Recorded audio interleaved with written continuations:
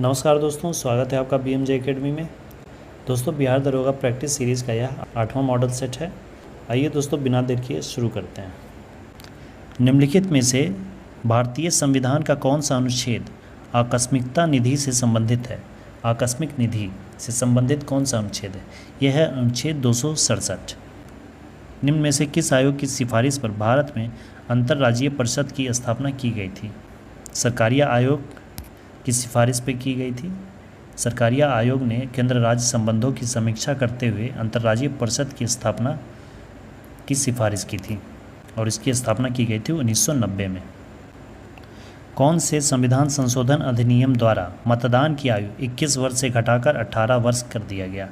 यह 61वें संविधान संशोधन 1989 के द्वारा किया गया था।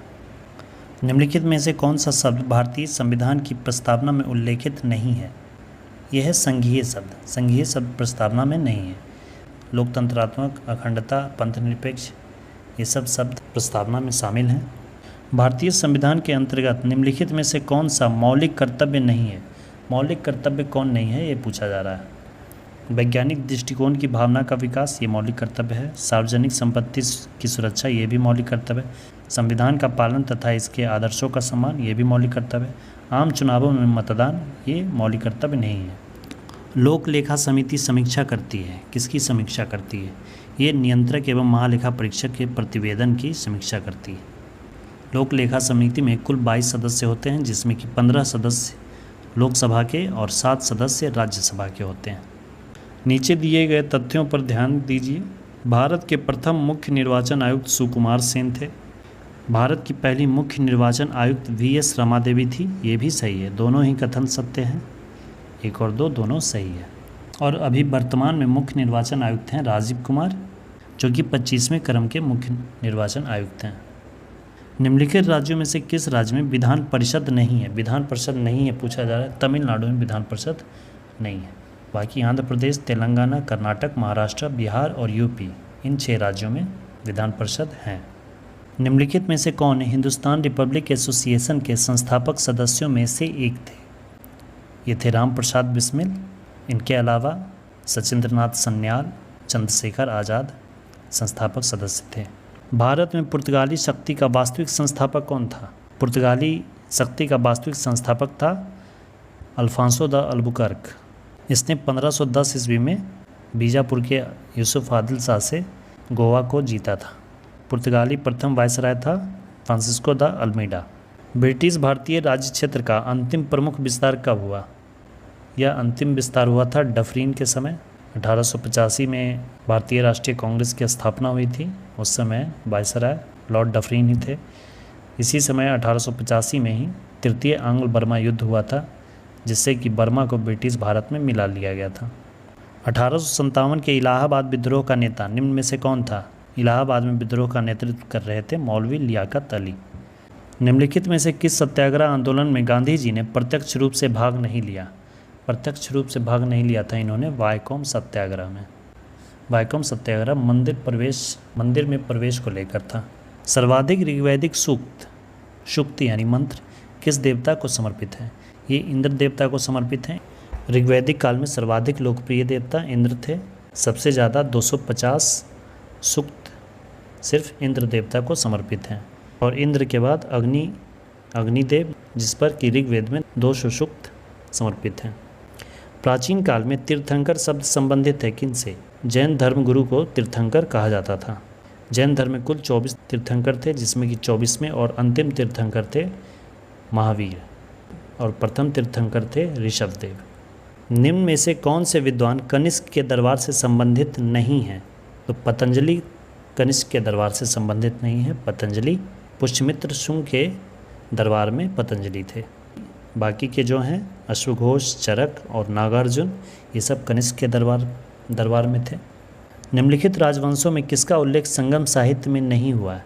संगम साहित्य में किसका उल्लेख नहीं हुआ है? चोल, चेर, पांड्य, इन सब का वर्णन संगम साहित्य में है। कदम्ब संगम साहित्य में नहीं है। मोहम्मद गौरी को सबसे पहले किसने पराजित किया था? मोहम्मद गौरी को सबसे पहले भीम द्वितीय ने पराजित किया था। मोहम्मद गौरी 1178 में गुजरात पर आक्रमण किया, जिसमें भीम द्वितीय ने मोहम्मद गौरी को बुरी तरह परास्त कर दिया। निम्नलिखित में से किसने प्रसिद्ध कुतुब मीनार के निर्माण में योगदान नहीं किया? योगदान किसने नहीं किया ये पूछा जा रहा है। कुतुबुद्दीन ऐबक ने कुतुब मीनार की नींव रखी थी, इसे पूरा करवाया था इल्तुतमिश ने, और इसकी 5वीं मंजिल का निर्माण करवाया था फिरोज शाह तुगलक ने। गयासुद्दीन तुगलक का इसमें कोई योगदान नहीं है। कृषकों की सहायता के लिए किस मध्यकालीन भारतीय शासक ने कबूलियत एवं पट्टा की व्यवस्था प्रारंभ की थी? कबूलियत और पट्टा की व्यवस्था सर्वप्रथम शेरशाह सूरी ने किया था। निम्नलिखित में किस शासक ने तीर्थ यात्रा कर समाप्त कर दिया? तीर्थ यात्रा कर समाप्त करवाया था अकबर ने। इसने 1563 ईस्वी में तीर्थ यात्रा कर को समाप्त कर दिया था और 1564 में जाजिया कर को समाप्त कर दिया था। विश्व स्वास्थ्य संगठन वर्ल्ड हेल्थ ऑर्गेनाइजेशन WHO का मुख्यालय कहाँ स्थित है? इसका मुख्यालय स्विट्ज़रलैंड के जेनेवा में स्थित है। इसकी स्थापना हुई थी 7 अप्रैल 1948 को, इसलिए 7 अप्रैल को प्रतिवर्ष विश्व स्वास्थ्य दिवस मनाया जाता है। भारत का स्टैचू ऑफ यूनिटी किस राज्य में स्थित है? स्टैचू ऑफ यूनिटी जो कि सरदार वल्लभ भाई पटेल की प्रतिमा है, यह गुजरात में स्थित है और इसकी ऊंचाई 182 मीटर है। बुकर पुरस्कार जीतने वाली पहली भारतीय महिला कौन है? अरुंधति रॉय। यह पुरस्कार इन्हें 1997 में दिया गया the God of small things के लिए। किरण देसाई को भी यह पुरस्कार मिला है 2006 में, जिन्हें कि द इनहेरिटेंस ऑफ लॉस के लिए दिया गया, और गीतांजलि श्री को भी पिछले वर्ष ये अवार्ड दिया गया है द टॉम्ब ऑफ सैंड के लिए। विश्व मरुस्थलीय और सूखा रोकथाम दिवस किस दिन मनाया जाता है? ये मनाया जाता है 17 जून को। अंतर्राष्ट्रीय परमाणु ऊर्जा एजेंसी की स्थापना किस वर्ष की गई थी? इसकी स्थापना 1957 में की गई थी और इसका मुख्यालय है ऑस्ट्रिया के वियना में। वारली लोक चित्रकारी किस राज्य की लोक कला है? यह महाराष्ट्र की लोक कला है। भारत के पहले सफल परमाणु परीक्षण न्यूक्लियर टेस्ट का कोड नेम क्या था? यह कोड नेम था स्माइलिंग बुद्धा। प्रथम परीक्षण जो 18 मई 1974 को पोखरण में किया गया था, उसका कोड था स्माइलिंग बुद्धा, और जो दूसरा परमाणु परीक्षण हुआ उसका कोड नेम था ऑपरेशन शक्ति। निम्नलिखित में से कौन एक राज्य दंडकारण्य क्षेत्र का भाग नहीं है? दंडकारण्य क्षेत्र का जो पठारी हिस्सा है उस क्षेत्र में कर्नाटक नहीं है, बाकी उड़ीसा, आंध्र प्रदेश, छत्तीसगढ़ उस पठारी क्षेत्र के ही अंतर्गत आते हैं। भारत में पहली बार वन महोत्सव कब मनाया गया था? पहली बार वन महोत्सव मनाया गया था 1950 ईस्वी में। निम्नलिखित में कौन सी दूध देने वाली गाय की एक देशी नस्ल है? गाय की नस्ल पूछी जा रही है, लाल सिंधी गाय की एक नस्ल है। भारत का प्रथम राष्ट्रीय सामुद्रिक पार्क कहाँ स्थित है? गुजरात के जामनगर जिले में कच्छ की खाड़ी में।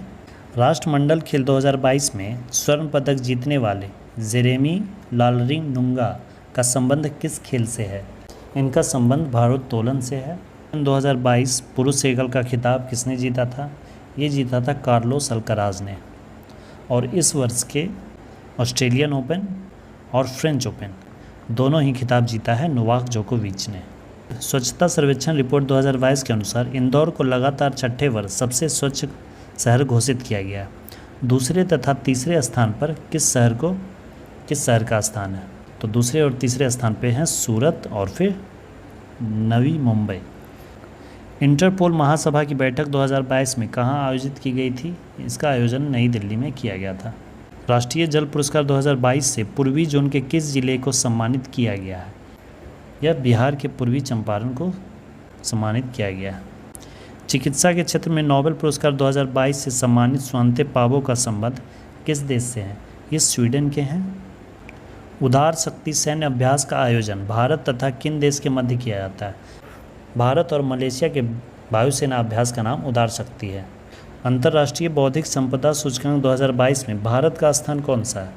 भारत का स्थान इसमें है 43वां और पहले स्थान पे इसमें अमेरिका है।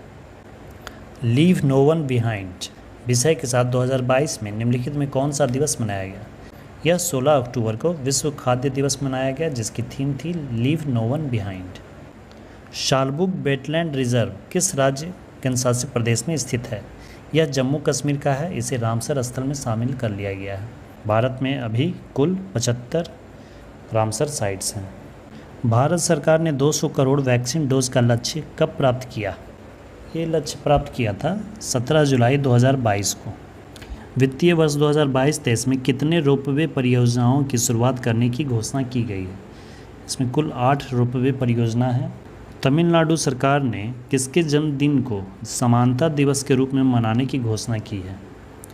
डॉक्टर भीमराव अंबेडकर की जयंती 14 अप्रैल को तमिलनाडु ने समानता दिवस के रूप में मनाने की घोषणा की है। 23वां SCO संघाई कॉरपोरेशन ऑर्गेनाइजेशन संघाई सहयोग संगठन शिखर सम्मेलन की मेज़बानी वर्ष 2023 में किस देश द्वारा किया जाएगा? 2023 में इसका आयोजन भारत द्वारा किया जा रहा है, जिसमें कि अभी हाल ही में रक्षा मंत्रियों की बैठक नई दिल्ली में और विदेश मंत्रियों की बैठक गोवा में संपन्न हुई है। युवा 2.0 योजना की शुरुआत किस मंत्रालय द्वारा किया गया है? शिक्षा मंत्रालय ने युवा 2.0 की शुरुआत की है। इस योजना का उद्देश्य 30 वर्ष से कम उम्र के लेखकों को प्रोत्साहन देना है। द इंडिया स्टोरी पुस्तक के लेखक कौन हैं? इसके लेखक हैं विमल जालान। ये RBI के गवर्नर भी रह चुके हैं। यह पुस्तक भारत के आर्थिक इतिहास पर केंद्रित है। भारत के खारे पानी से जलने वाली लालटेन का शुभारंभ किया गया। इसका नाम क्या है? इसका नाम रखा गया है रोशनी। केंद्रीय मंत्री जितेंद्र सिंह ने भारत की पहली खारे पानी से जलने वाली लालटेन का शुभारंभ किया। निम्नलिखित में किसके उत्पादन में ओडिशा का स्थान प्रथम नहीं है? बॉक्साइट उत्पादन में ओडिशा प्रथम है। लॉ एस्क में उड़ीसा प्रथम है। क्रोमाइट के उत्पादन में भी उड़ीसा प्रथम है। कोयला उत्पादन में उड़ीसा नहीं, छत्तीसगढ़ प्रथम है। वन स्थिति रिपोर्ट 2021 के अनुसार भारत का वृक्षावरण प्रतिशत क्या है? भारत में वृक्षावरण प्रतिशत है 2.91%। और अगर वनावरण की बात की जाए तो वनावरण है 21.71%। और इस तरह से अगर कुल वनावरण और वृक्षावरण दोनों की बात की जाए तो ये कुल हो जाता है 24.62%। ये तीनों डेटा याद रखिएगा। ये है वृक्षावरण 2.91%, ये है वनावरण 21.71% और इन दोनों को अगर जोड़ दिया जाए तो 24.62%, जो कि वन और वृक्ष दोनों मिलाकर हैं। और हमारा लक्ष्य है 33%। इसीलिए दोस्तों ज़्यादा से ज़्यादा पेड़ पौधे लगाएं। सुभाष चंद्र बोस आपदा प्रबंधन पुरस्कार 2022 हेतु व्यक्तिगत श्रेणी में किसे चुना गया? यह व्यक्तिगत रूप से दिया गया है विनोद वर्मा को और संस्था के रूप में दिया गया है गुजरात के आपदा प्रबंधन संस्थान को। हाल ही में जारी रिपोर्ट के अनुसार बिहार में गरीबी का प्रतिशत क्या है? बिहार में गरीबी का प्रतिशत है 51.91%। ICC T20 वर्ल्ड कप 2022 का विजेता कौन सा देश है? 2022 में जो T20 वर्ल्ड कप हुआ था उसका विजेता कौन था? इंग्लैंड। इसने पाकिस्तान को हराकर ICC T20 वर्ल्ड कप जीता था। निम्नलिखित में किसे संयुक्त राष्ट्र के जलवायु प्रमुख के रूप में चुना गया है? संयुक्त राष्ट्र के जलवायु प्रमुख के रूप में चुना गया है साइमन स्टील को। अंतर्राष्ट्रीय पर्वत दिवस कब मनाया जाता है? ये मनाया जाता है 11 दिसंबर को। मेजर ध्यानचंद खेल रत्न अवार्ड 2022 से किसे सम्मानित किया गया है? ये पुरस्कार दिया गया है शरद अचंत कमल को। ये टेबल टेनिस प्लेयर हैं। पिंडार निम्नलिखित में से किसकी सहायक नदी है? पिंडार अलकनंदा की सहायक नदी है। केंद्रीय मृदा संरक्षण बोर्ड का गठन किस वर्ष किया गया था? केंद्रीय मृदा संरक्षण बोर्ड का गठन 1953 में किया गया था। ये मृदा अपरदन एवं उसके दुष्परिणामों को रोकने के लिए इसका स्थापना किया गया था। प्रमुख एल्युमिनियम कंपनी नाल्को की स्थापना किस देश के सहयोग से की गई थी? नाल्को की स्थापना फ्रांस के सहयोग से 1937 में की गई थी। भारत की जलीय समुद्री सीमा के साथ कितने देश जुड़े हुए हैं? भारत के साथ कुल 7 देश जलीय सीमा साझा करते हैं, जिसमें से पाकिस्तान, मालदीव, श्रीलंका, बांग्लादेश, म्यांमार, थाईलैंड और इंडोनेशिया। ये पड़ोसी देश नहीं पूछा जा रहा है, ये समुद्री सीमा पूछा जा रहा है। समुद्री सीमा जिनके साथ लगती है उनकी बात की जा रही है। ग्रीनलैंड द्वीप कहाँ स्थित है? यह आर्कटिक महासागर में स्थित है। शिमला, मसूरी, मनाली आदि किस हिमालय का भाग है? ये लघु हिमालय के भाग हैं। सबसे ऊपर है बृहद हिमालय, फिर लघु हिमालय और नीचे शिवालिक हिमालय। भारत तथा म्यांमार को कौन सा दर्रा जोड़ता है? भारत और म्यांमार को तुजू दर्रा जोड़ता है। यह मणिपुर में स्थित है। राकापोशी पर्वत शिखर कहाँ है? राकापोशी पर्वत शिखर पाकिस्तान में है। यह तीव्र ढाल वाली पर्वत शिखर है। निम्नलिखित में से कौन सा अपवर्तनांक का मात्रक है? अपवर्तनांक का कोई मात्रक नहीं होता है, तो इनमें से कोई नहीं उत्तर होगा। वोल्टमीटर का उपयोग किसके मापन में किया जाता है? वोल्टमीटर का उपयोग विभवांतर के मापन में किया जाता है। किसी गतिशील वस्तु की गतिज ऊर्जा काइनेटिक एनर्जी किस पर निर्भर करती है? काइनेटिक एनर्जी का फॉर्मूला होता है half mv²। m for mass, v for velocity. तो मास और वेलोसिटी, द्रव्यमान और वेग उत्तर हो जाएगा। न्यूटन के गति के प्रथम नियम को अन्य किस नियम से जाना जाता है? इसे जड़त्व का नियम कहते हैं। प्रत्येक वस्तु अपनी प्रारंभिक अवस्था में बनी रहना चाहती है जब तक कि उस पर कोई बाह्य बल कार्य ना करे। इसे जड़त्व का नियम कहते हैं। अगर गति में है वस्तु तो गति में ही रहना चाहेगी, यदि विराम में है तो विराम में ही रहना चाहेगी। गुरुत्वीय त्वरण स्मॉल जी, ग्रेविटेशनल एक्सीलरेशन का मान निम्न में से किस पर निर्भर नहीं करता?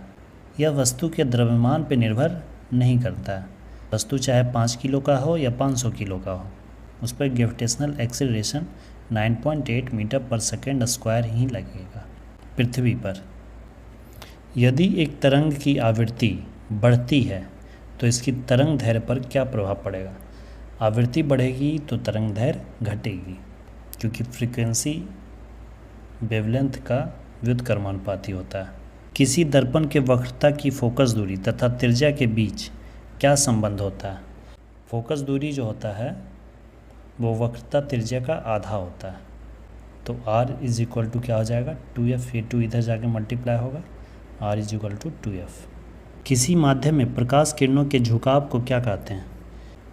कोई प्रकाश किरण है, इस तरफ जा रहा है और उसमें झुकाव आ गया, यानी कि उसके रास्ते में परिवर्तन आ गया, तो इसे क्या कहते हैं? इसे अपवर्तन कहा जाता है। प्रकाश का अपवर्तन, रिफ्रैक्शन। प्रतिरोधकता के व्युत्क्रम को क्या कहते हैं? प्रतिरोधकता के व्युत्क्रम को चालकता कहा जाता है। किस वैज्ञानिक ने यह सुझाव दिया था कि तत्वों के प्रतीक को तत्व के नाम के 1 या 2 अक्षरों से बनाया जा सकता है? यह सुझाव दिया था सर्वप्रथम बर्जीलियस ने। किसी परमाणु के नाभिक में मौजूद प्रोटॉन और न्यूट्रॉन की कुल संख्या को किस रूप में जाना जाता है? प्रोटॉन और न्यूट्रॉन की कुल संख्या को जब जोड़ते हैं तो हमें द्रव्यमान संख्या मिलती है, और जो प्रोटॉन की संख्या होती है वो परमाणु संख्या होती है। ग्रेफाइट परमाणु में संयोजी इलेक्ट्रॉनों की संख्या कितनी होती है? इसकी संख्या 4 होती है। ग्रेफाइट परमाणु यानी कि कार्बन परमाणु, परमाणु संख्या है 6, तो इसका इलेक्ट्रॉनिक विन्यास क्या होगा? 2 और 4 होगा। संयोजी इलेक्ट्रॉन में कितने इलेक्ट्रॉन हो गए? 4 इलेक्ट्रॉन हो गए। विसरण के संबंध में निम्नलिखित में से कौन सा कथन सत्य नहीं है? सत्य नहीं है, जो गलत कथन है उसे चुनना है। गैसों के विसरण की दर उनके आयतन पर निर्भर करती है, यही कथन गलत है, यही आंसर हो जाएगा। विसरण में कण उच्च सांद्रता से निम्न सांद्रता की ओर गति करती है, ये कथन सत्य है। गैसों के विसरण की दर ठोस और द्रव की तुलना में अधिक होती है, ये भी सही है। विसरण केवल तभी संभव है जब पदार्थ के कण लगातार गतिमान अवस्था में हो, ये भी सही है। ये तीनों ही कथन सत्य हैं, पहला कथन ही गलत है। क्षार के गुणों के संबंध में निम्न में से कौन सा कथन सत्य है? क्षार लाल लिटमस को नीला में बदल देता है, ये सही है। क्षार स्वाद में कड़वा होता है, ये भी सही है। क्षार विलयन में बिजली संचालित करते हैं, ये भी सही है। सभी कथन सत्य हैं। आधुनिक आवर्त सारणी के बाईं ओर स्थित एकमात्र गैस अधातु कौन सी है? बाईं ओर स्थित एकमात्र गैस अधातु है हाइड्रोजन, जो कि पहले स्थान पे है। हाइड्रोजन यहाँ है और हीलियम यहाँ है। Hydrogen, helium, lithium, beryllium, boron. निम्नलिखित में से किसका उपयोग जल की अस्थायी कठोरता दूर करने के लिए किया जाता है? जल की अस्थायी कठोरता को दूर करने के लिए सोडियम कार्बोनेट, जिसे कि धोवन सोडा भी कहा जाता है, उसका प्रयोग किया जाता है। जल की अस्थायी कठोरता जल में कैल्शियम तथा मैग्नीशियम के सल्फेट और क्लोराइड के मिलने के कारण होती है। निम्नलिखित में से किसे पानी में घोलने पर जिप्सम में परिवर्तित हो जाता है? कैल्शियम सल्फेट हेमीहाइड्रेट जल के साथ मिलाने पर वह जिप्सम यानी कि CaSO4.2H2O में परिवर्तित हो जाता है। स्टेनलेस स्टील बनाने के लिए निम्नलिखित में से किस धातु को क्रोमियम के साथ मिलाया जाता है? क्रोमियम के साथ निकल और तांबा को मिलाते हैं, इसके साथ ही कार्बन की भी मात्रा इसमें मिलाई जाती है। निम्न में से कौन सा मकड़ियों का अध्ययन से संबंधित है? मकड़ियों के अध्ययन को आर्कनोलॉजी कहा जाता है। साइनोलॉजी कुत्तों के अध्ययन को कहते हैं। एपिकोलॉजी मधुमक्खियों के अध्ययन को कहते हैं। और आर्कियोलॉजी मानव संस्कृति विकास के अध्ययन को कहते हैं। पेशी ऊतक कितने प्रकार के होते हैं? पेशी ऊतक 3 प्रकार के होते हैं, रेखीय पेशी ऊतक, अरेखीय पेशी ऊतक और हृदय पेशी ऊतक। एक ही प्रजाति की विभिन्न आबादियों के बीच की आनुवांशिक भिन्नता को क्या कहा जाता है? इसे आनुवांशिक विविधता कहते हैं।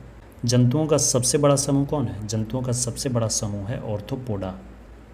स्तनधारियों के हृदय में कितने प्रकोष्ठ होते हैं? स्तनधारियों के हृदय में 4 प्रकोष्ठ होते हैं, 2 आलिंद और 2 निलय। इस तरह से 4 कोष्ठ होते हैं, जिसमें कि 2 आलिंद और 2 निलय। सेब के फल में लाली का क्या कारण है? सेब का लाल रंग किसके कारण होता है? ये होता है एंथोसाइनिन के कारण। जबकि टमाटर का लाल रंग लाइकोपीन के कारण होता है। और कैरिका जेंथिन के कारण पपीते का पीला रंग होता है। और जेंथोफिल के कारण हल्दी का पीला रंग होता है। जीवन चक्र की दृष्टि से पौधे का सबसे महत्वपूर्ण भाग कौन सा है? ये फूल है, जब फूल खिलता है। सूची 1 को सूची 2 से सुमेलित कीजिए। सबसे छोटा बीज होता है ऑर्किड का। सबसे छोटा गुणसूत्र शैवाल।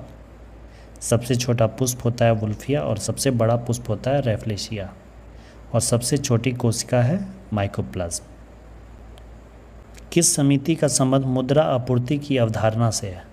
इसका उत्तर वाई.वी. रेड्डी समिति होगा। वाई.वी. रेड्डी आरबीआई के पूर्व गवर्नर थे।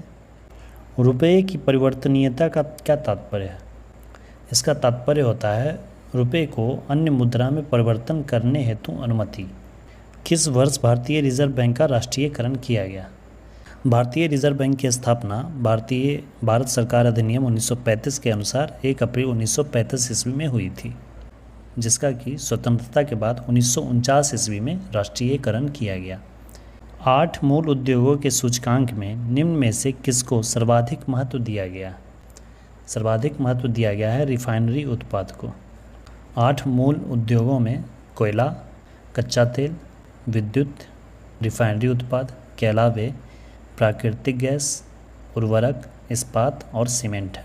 सर्वाधिक महत्व दिया गया है रिफाइनरी उत्पाद को। अगला प्रश्न है, यदि ABCD 4 लगातार विषम पूर्ण संख्याओं का औसत 42 है तो B तथा D का गुणनफल ज्ञात करना है। तो सबसे पहले 4 लगातार विषम संख्याएं मान लेंगे और उसका औसत दिया हुआ है 42। मान लिया 4 लगातार विषम पूर्ण संख्याएं x, फिर इसका अगला x+2, इसका अगला x+4 और इसका अगला x+6 है। अब इनका औसत दिया हुआ है कि इनका औसत है 42। तो औसत का मतलब क्या होता है? सबको जोड़ देंगे और कितने 4 संख्याएं तो 4 से डिवाइड कर देंगे, तो सबको ये जोड़ देते हैं। तो इन सब को जोड़ने पर और 4 से डिवाइड करने पर यानी कि इसका औसत निकालने पर औसत आता है इसका 42। 4 से 156 काट देंगे, 39 आ गया x का वैल्यू। यानी कि पहले सबसे छोटी संख्या है 39, फिर इसके बाद 41, फिर इसके बाद 43 और फिर इसके बाद 45। ABCD, ठीक है। तो B और D का गुणनफल पूछ रहा है, B और D का गुणनफल। तो B कितना आया 41 और D कितना है 45। इसे मल्टीप्लाई करेंगे तो आ जाएगा 1845, जो कि आंसर हो जाएगा। तो इसका आंसर हो जाएगा 1845। एक वन में कुछ तोते तथा कुछ हाथी हैं। यदि इसकी कुल 1746 टांगें और 858 सिर हैं तो तोतों की संख्या ज्ञात करें। अब देखिए, सिर तो एक ही होगा, चाहे तोता हो, चाहे हाथी हो, चाहे आदमी हो। तो तोता का मान लिए संख्या है P और हाथी का संख्या मान लिए E। तो तोता और हाथी के कुल मिलाकर सिरों की संख्या कितनी है 858, ठीक है, क्योंकि सिर तो सबके पास एक ही है। तोता का भी एक सिर और हाथी का भी एक सिर। लेकिन अगर टांगों की बात की जाए तो तोता का 2 टांग होता है, तो 2P टांगे हो जाएंगे टोटल, और हाथी के 4 टांगे होती है। तो हाथी की संख्या E है तो टांग की संख्या 4E हो जाएगी, है ना। और कुल टांगों की संख्या 1746। अब इस दो चर वाले रैखिक समीकरण को हम हल कर देंगे तो p और e का वैल्यू आ जाएगा। तो इस इक्वेशन में हम 4 मल्टीप्लाई कर देंगे, 4 मल्टीप्लाई कर देंगे इक्वेशन में और फिर इससे इसको घटा देंगे। तो ये 4e कैंसिल हो जाएगा, ये 4p माइनस 2p कितना हो जाएगा 2p इज इक्वल टू ये 858 गुने 4 माइनस 1746। अब इसे मल्टीप्लाई कर लेते हैं, माइनस 1746 ये आया 2p इक्वल टू, तो 2p से ये कट जाएगा 843, यानी कि पैरोट की संख्या हो गई 843, तोतों की संख्या क्या हो जाएगी 843। ए अकेला एक कार्य को 10 दिन में करता है, जबकि बी अकेला उसे 15 दिन में करता है। यदि वे एक दिन छोड़कर एक दिन बारी बारी से काम करें तथा ए आरंभ करे तो कार्य समाप्त होने में कितना समय लगेगा। ए एक वर्क करता है 10 दिनों में, यानी कि ए एक दिन में कितना वर्क करेगा 1/10 वर्क, ठीक है। उसी तरह से बी एक वर्क करता है 15 दिनों में कंप्लीट, तो बी एक दिन में कितना वर्क करेगा 1/15 वर्क, ठीक है। यहाँ तक आपने समझा। एक दिन ए काम करता है और एक दिन बी काम करता है, तो इस तरह से 2 दिन वर्क हुआ, तो 2 दिन लगातार कितना काम हुआ सो देखते हैं हम। इसे सॉल्व कर लेंगे, 30 यहाँ 3 और यहाँ 2, 5/30 5 30 यानी 1/6। तो 2 दिन में कितना काम हो गया 1/6, 2 दिन में 1/6 काम हो गया।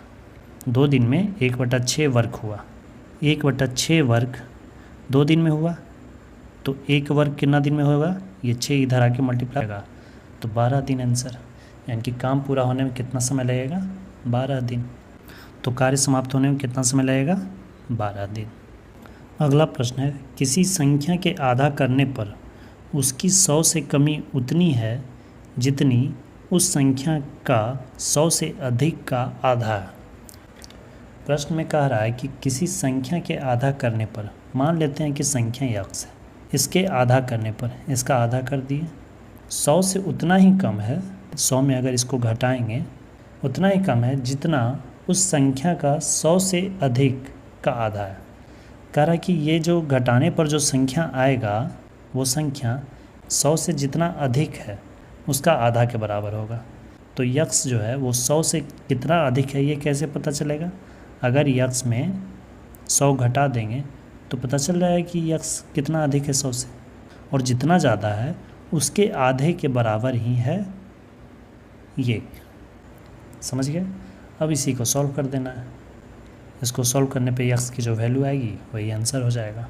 अब एक तरफ कर देंगे, x को इधर कर देते हैं, ये 100 को इधर कर देते हैं, 100 इधर आएगा तो कितना हो जाएगा ऐड हो जाएगा 300, और ये x उधर चला जाएगा तो हो जाएगा 2x, 2 से ये कट गया, x इज इक्वल टू आ गया 150, x बराबर 150 आ गया। अब अगर जांच के लिए आप, ऐसे तो आंसर मिल गया काम ख़त्म हो गया, लेकिन वो एग्ज़ाम के लिए, एग्ज़ाम के पहले अभी हम लोग सीख रहे हैं तो सीखने में पूरा टाइम देना है। या तो अब 150 हम चेक करते हैं, जांच करते हैं कि 150 ये सही आया है कि नहीं। 100 माइनस 150/2, 150/2 कितना हो जाएगा 100 माइनस 150/2 75, 100 में 75 गया 25 आया। अब इसे चेक करते हैं तो 150 माइनस 100 कितना हो जाएगा 50, और 50/2 ये भी कितना आ गया 25, 25 बराबर आ गया, तो ये जांच सही पाया गया। तो इसका उत्तर हो जाएगा 150। 8वें प्रैक्टिस सेट का अंतिम क्वेश्चन, राम 3500 रुपये में एक कारोबार प्रारंभ करता है तथा 6 माह के पश्चात लक्ष्मण एक भागीदार के तौर पर राम के साथ जुड़ जाता है। 1 वर्ष पश्चात लाभ में 2:3 के अनुपात में विभाजित किया जाता है, तो पूंजी में लक्ष्मण का अंशदान क्या था। इस तरह के प्रश्न में सबसे पहले कितना रुपया और कितना समय के लिए लगाया उसका अनुपात निकालते हैं। राम ने 3500 रुपया लगाया, पूरा वर्ष इसने पैसा लगा के रखा तो 12 महीने हो गए। 6 महीने बाद लक्ष्मण कुछ पैसा इसमें लगाया, मान लेते हैं 100 रुपया इसने लगाया। 6 महीना बाद लगाया तो कितने समय के लिए लगाया 6 महीने के लिए लगाया। वर्ष के अंत में लाभ का जो रेशियो दिया गया वो 2:3 दिया गया। जिस रेशियो में लाभ दिया गया है उसी रेशियो में पूंजी लगाया होगा, तो इसलिए इसको यहाँ पे हम इक्वल कर सकते हैं। अब इसी को सॉल्व करेंगे, x का जो वैल्यू आएगा वही आंसर होगा। ये कट गया 6 दूना 12 और ये 2 से 2 कट गया। x इज़ इक्वल टू ये 3500 गुना 3, 10,500 रुपये। हमने 3500 रुपये लगाया 12 महीना के लिए, लेकिन लक्ष्मण ने 10,500 रुपये लगाए 6 महीना के लिए। तो पैसा इसने ज़्यादा लगाया, काफ़ी ज़्यादा लगाया। तो समय भले ही कम था लेकिन पैसा इसने ज़्यादा लगाया, तो इसलिए इसे लाभ का अनुपात भी ज़्यादा मिलेगा। तो इसका उत्तर हो जाएगा 10,500 रुपये। दोस्तों आप अपना स्कोर भी कमेंट में ज़रूर लिखें और बताएं कि ये प्रैक्टिस सेट आपको कैसा लगा। दोस्तों वीडियो पसंद आई हो तो अपने स्टडी ग्रुप्स में भी शेयर करें। धन्यवाद दोस्तों, जय हिंद।